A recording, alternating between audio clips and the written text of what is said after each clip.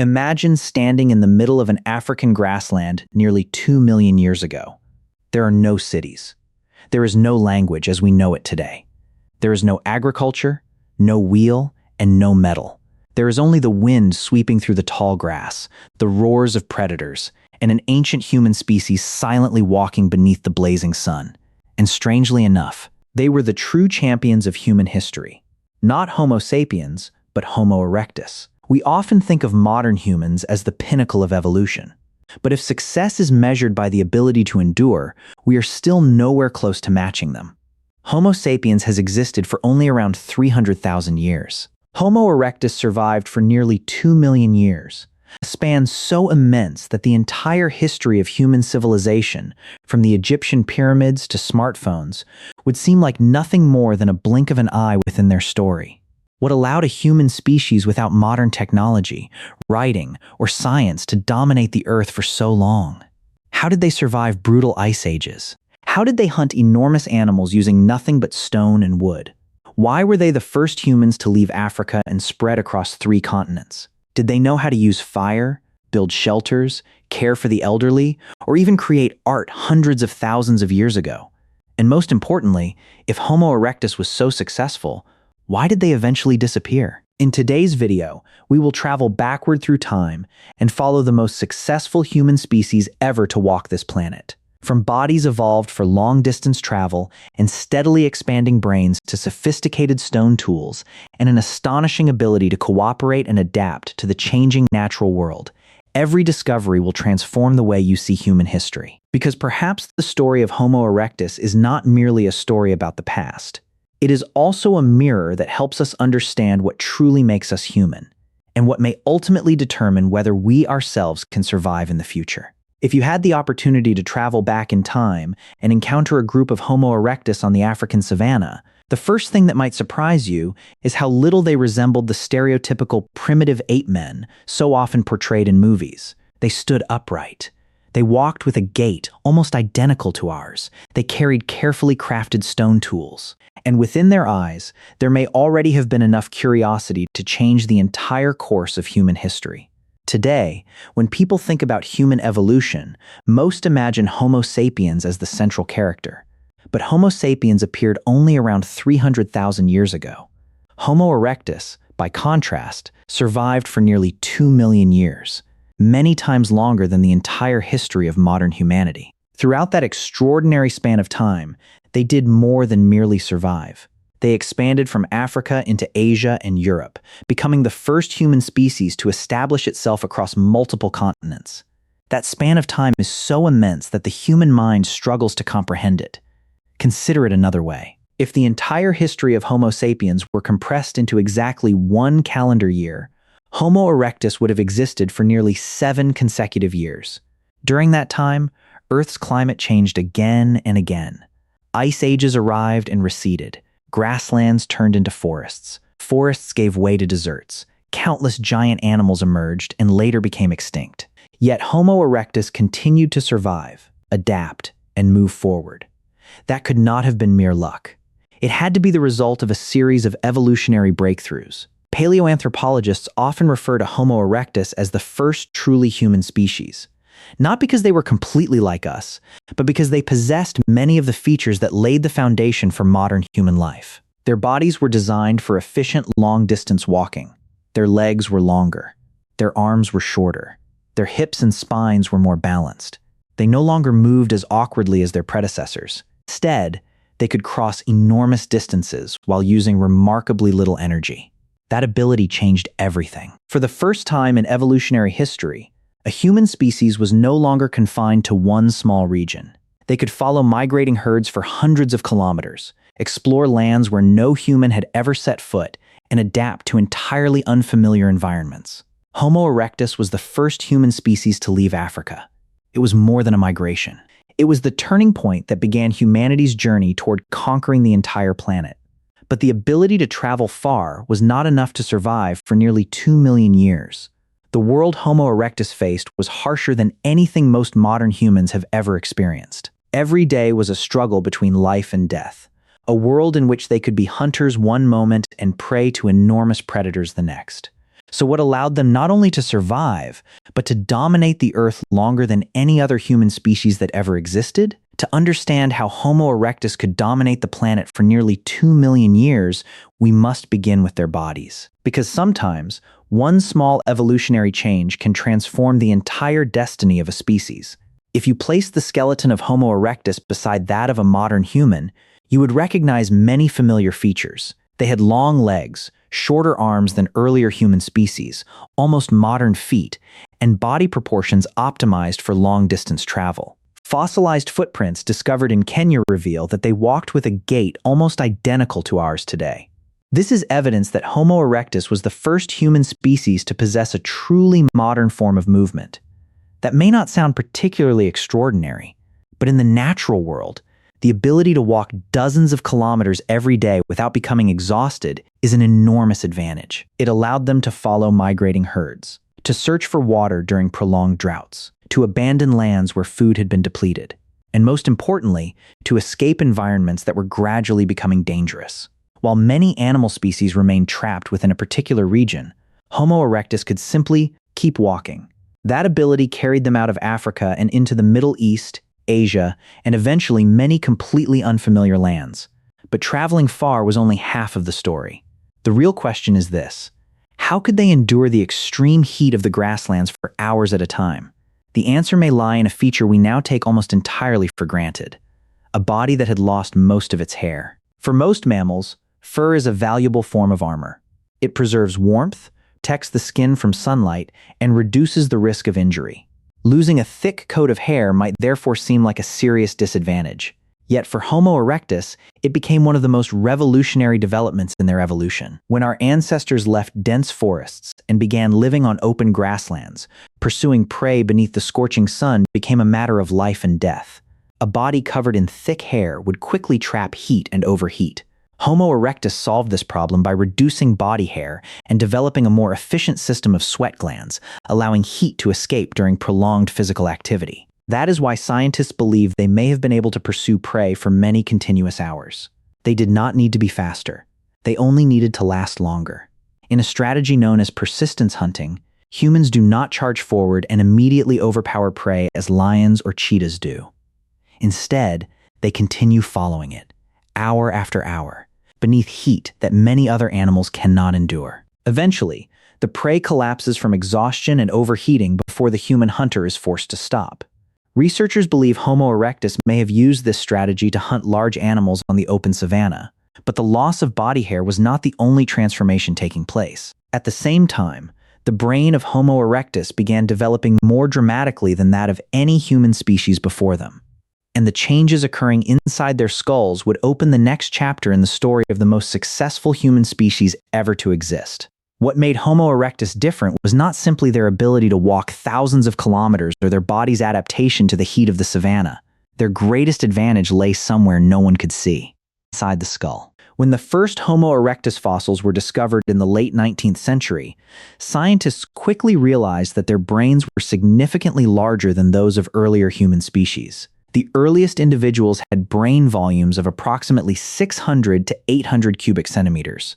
But over hundreds of thousands of years of evolution, that number continued to rise.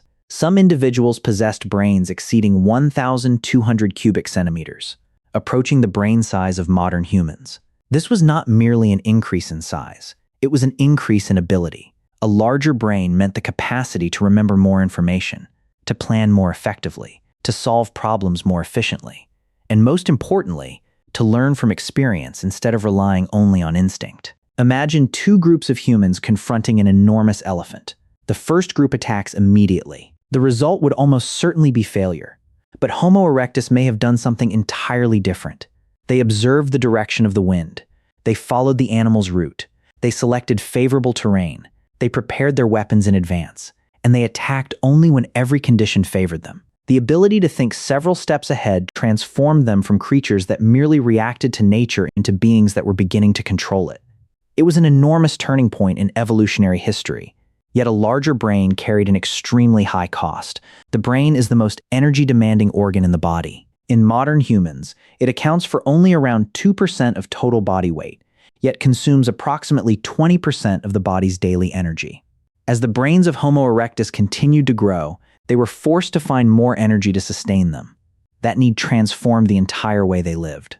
Instead of relying mainly on gathering, as many of their ancestors had done, Homo erectus gradually became flexible hunters and foragers.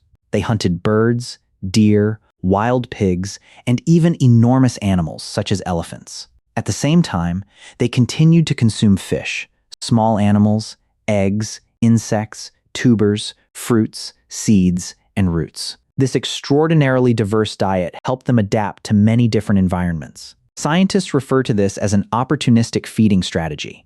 They did not depend on a single source of food. If the hunting season failed, they dug for tubers. If large animals became scarce on the grasslands, they caught fish. If fruit entered its ripening season, they took advantage of every available source of nutrition. That flexibility may sound ordinary, but in evolution, it was almost a superpower. Many animal species became extinct simply because their familiar food sources disappeared. Homo erectus was different. They could almost always find an alternative, and their larger brains helped them make those decisions. Yet the ability to think was still not the greatest invention of Homo erectus. There was another technology even more important than their stone tools, an invention that transformed their diet, extended their waking hours, drove away predators, and opened an entirely new era in human history. It was fire. For the first millions of years of evolutionary history, humans lived entirely according to the rhythm of the sun. Dawn meant the beginning of the search for food. Sunset meant the end of almost every activity. When darkness descended, the world no longer belonged to humans. It belonged to hyenas, to leopards, and to countless predators whose eyes could see through the darkness. For a group of Homo erectus without claws, sharp fangs, or the speed to outrun those hunters, nighttime was the most terrifying part of the day, till they learned how to preserve something that nature had never reserved for any single species: fire. Today, lighting a gas stove or striking a match takes only seconds. For Homo erectus, keeping a fire burning continuously could determine whether an entire group lived or died. Interestingly, many scientists believe that the earliest Homo erectus may not have known how to create fire themselves. Instead, they probably took advantage of fires caused by lightning strikes or wildfires. They carried burning branches back to their settlements and did everything possible to ensure that the flames never went out. This demanded observation, patience, and the ability to plan for days or even weeks. Imagine being given that responsibility. If the fire went out, they might have to wait for months or even years before encountering another natural fire. That made fire the most precious possession the entire community had to protect. But the value of fire extended far beyond light. A small fire could make predators hesitate before approaching. It kept people warm during freezing nights. It dried clothing and animal hides after heavy rain. It drove away insects. It illuminated places that had previously remained permanently dark. Most importantly, it completely transformed the way Homo erectus ate. Raw meat is extremely tough. Roots can be hard and difficult to chew. Many plants contain toxins or are extremely difficult to digest. When food is cooked, the muscle fibers in meat begin to break down. Starch becomes easier to absorb, and many disease-causing bacteria are destroyed. That means the body can obtain more energy from the same amount of food while reducing the burden placed on the digestive system. Some scientists believe that this transformation helped create the conditions that allowed the human brain to continue growing over time. With a single invention, Homo erectus transformed the relationship between the body and the environment. They were no longer completely dependent on whatever nature happened to provide. They began changing nature to serve their own needs. But perhaps the greatest influence of fire had nothing to do with cooked food. It emerged during the hours after the evening meal had ended. For the first time in evolutionary history, humans were no longer forced to sleep immediately after sunset. They could sit around the fire. They could observe one another's faces, share food, teach children how to make tools, plan the next day's hunt, and perhaps tell the first stories in human history. Many researchers believe that evenings around the fire created an ideal environment for cooperation, the sharing of experience, and the continued development of communication. Those evenings may have formed one of the most important foundations for the emergence of human culture. Yet even with fire, Homo erectus could never have dominated the world through individual strength alone. The greatest secret behind their survival for nearly 2 million years may never have existed within a single person. It existed within the entire community. Judged purely by physical strength, Homo erectus was not the most terrifying creature on Earth. They did not have the claws of a lion. They did not possess the speed of a cheetah. They did not have the enormous size of an elephant. Standing alone on the savanna, an individual Homo erectus would have had almost no chance against a large predator. But nature has never rewarded only the strongest species. It rewards the species that cooperates most effectively. That was where Homo erectus became different. Imagine an elephant hunt nearly 1 million years ago. No single person could kill an animal weighing several tons. For the hunt to succeed, the entire group had to function like one unified body. One person followed the tracks. Another observed the direction of the wind. Someone carried the spears. Another blocked the prey's escape route. And everyone had to act at exactly the right moment. One person making a mistake could turn the entire hunt into a disaster. Archaeological discoveries in Kenya have uncovered elephant bones and the remains of other large animals bearing cut marks made by stone tools, alongside hundreds of artifacts created by Homo erectus. This evidence suggests that they did not merely scavenge animal carcasses. They may have coordinated group hunts for large prey. If that is true, it reveals something even more important than hunting ability. It shows that Homo erectus knew how to trust one another. They understood that an individual could fail, but an entire community could become stronger than any predator. That was a revolutionary step. From that moment onward, survival no longer depended entirely on the strength of each individual. It depended on the ability to work together. Interestingly, evidence of this cooperation does not appear only at hunting sites. It has also been discovered within their skeletons. Archaeologists have found the remains of a very elderly Homo erectus individual who had lost almost all of their teeth. In that condition, the person would have been almost completely unable to chew the tough foods needed for survival. Yet they continued living for many years after losing their teeth. The most reasonable explanation is that other members of the group brought them soft food or prepared food that allowed them to survive. Another discovery is even more astonishing. The fossil of a young Homo erectus individual reveals that the child suffered from a severe spinal condition from an early age. The illness must have made walking extremely painful and severely limited the individual's ability to hunt or gather food. Yet the child survived into adolescence, something that would have been almost impossible without long-term care from the community. Those bones cannot speak, but they tell us a remarkably clear story. Homo erectus did not abandon their weakest members. They cared for the elderly. They supported the injured. They sustained individuals who could no longer contribute fully to hunting. This was no longer merely an instinct for survival. It was the beginning of compassion. For the first time in evolutionary history, the success of a group was no longer measured only by the number of its strongest individuals. It was measured by its ability to keep the entire community alive. That may have been the greatest advantage Homo erectus possessed. Knowledge no longer died with a single individual.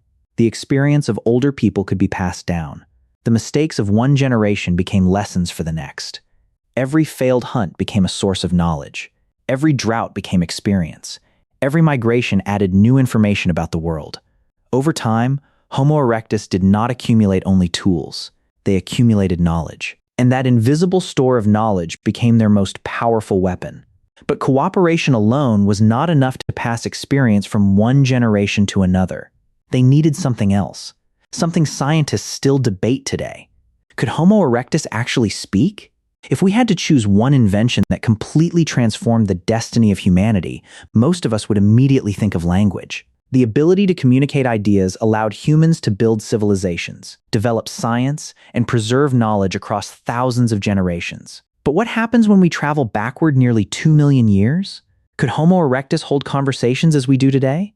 Or did they merely produce simple sounds like many other primates? This remains one of the most fiercely debated questions in paleoanthropology.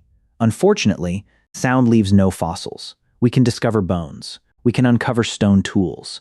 We can find footprints. But no one can excavate a conversation that took place 1 million years ago.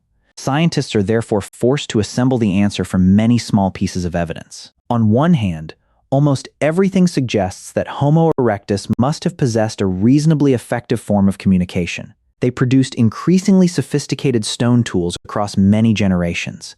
They organized collective hunts. They cared for the elderly and the injured. They maintained fires for long periods. They migrated across enormous territories. It is difficult to imagine all of those activities taking place if each individual could do nothing more than scream or react instinctively. On the other hand, anatomical evidence tells a more cautious story. Studies of their skulls indicate that the frontal region of the Homo erectus brain, the area associated with abstract thought, planning, and the processing of complex ideas, remained significantly smaller than that of modern humans. At the same time, the structure of their spinal columns and the nervous systems controlling respiration suggest that they may not have possessed the precise control over the organs of speech that we have today. Some researchers have even argued that Homo erectus may not have possessed the modern version of the FOXP2 gene, which plays an important role in the development of language ability. What does that mean? Perhaps Homo erectus never spoke in complete sentences. They may not have possessed grammar. They may not have had a rich vocabulary. They may not have been able to tell long stories like the one you are hearing today. But that does not mean they lived in silence. Imagine a hunt. One arm rises into the air. Everyone immediately stops. A short whistle is heard. The entire group changes direction. A low sound comes from somewhere ahead. Everyone understands that danger is approaching. Perhaps the language of Homo erectus was not built from complex sentences. Perhaps it was built from eye contact, from gestures, from facial expressions, from short sounds that were nevertheless sufficient for the entire group to coordinate as one. In other words, they may not have been able to tell long stories, but they knew how to share information. And in evolutionary terms, that was already an enormous achievement. Whenever one person learned a new method for making a tool, that knowledge no longer disappeared when the individual died. It could be passed on. When one group discovered the migration route of a herd, that information could be shared. When someone found a source of water during the dry season, the entire community gained a chance to survive. The ability to communicate knowledge, even in a primitive form, created an advantage possessed by almost no other animal species. Yet Homo erectus may not merely have transmitted practical knowledge. Certain archaeological discoveries have inspired scientists to ask an even more daring question.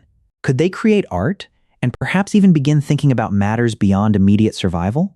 When we think of art, we often imagine the cave paintings of Europe, images of bison, handprints pressed onto stone walls, or small prehistoric figurines. For decades, scientists believed that only Homo sapiens possessed enough intelligence to create symbols with spiritual or abstract meaning. But then, a discovery on the island of Java in Indonesia began to challenge that belief. Archaeologists discovered a fossilized shell dating back approximately 430,000 years. Across its surface were evenly arranged zigzag lines created with a sharp object. After examining the shell under a microscope, researchers concluded that the marks had not been formed naturally. They had been deliberately engraved before the shell was buried beneath the ground. If that conclusion is correct, the pattern may be one of the oldest known engravings ever created by Homo erectus. That raises an extraordinarily fascinating question. Why did they make it? Those zigzag lines did not help them hunt. They did not help them create fire. They did not help them find food. They appeared to have no direct survival value whatsoever. So why would a Homo erectus individual spend time engraving them onto a shell? To this day, no one has a certain answer. Perhaps they were simply unconscious markings. Perhaps they were a way to pass the time. But perhaps it was the first moment in history when a human species created something simply because it wanted to.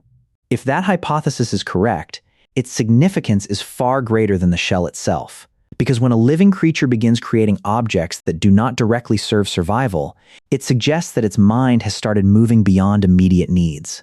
Homo erectus was no longer merely reacting to the world. They were beginning to reflect upon it. Engravings were not the only evidence. Homo erectus is also the oldest known human species to have deliberately collected red ochre. At several archaeological sites, pieces of ochre show evidence of having been struck, ground, and shaped, although there is still no conclusive evidence explaining how they were used.